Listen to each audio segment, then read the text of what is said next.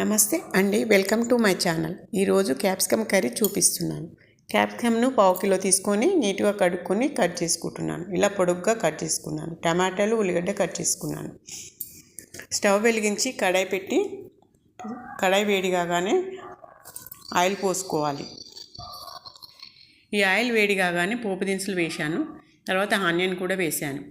ఒకసారి కలిపాను. తర్వాత కరివేపాకు వేసుకున్నాను. ఇలా కరివేపాకు వేసుకొని కలుపుకొని అల్లం వెల్లిగడ్డ పేస్ట్ వేశాను. ఇలా కలుపుతున్నాను. తర్వాత మనం కట్ చేసి పెట్టుకున్న క్యాప్సికమ్ ముక్కలు వేసుకొని కలుపుకోవాలి.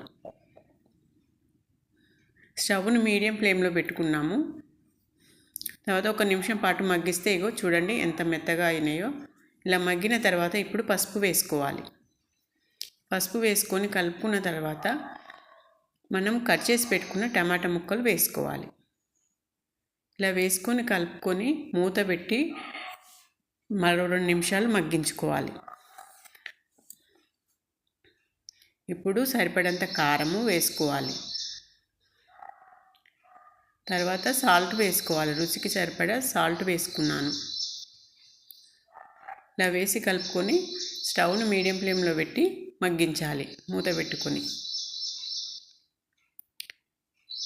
చూడండి మెత్తగా ఉడికిపోయింది. ఇప్పుడు ధనియా పౌడర్ వేసాను.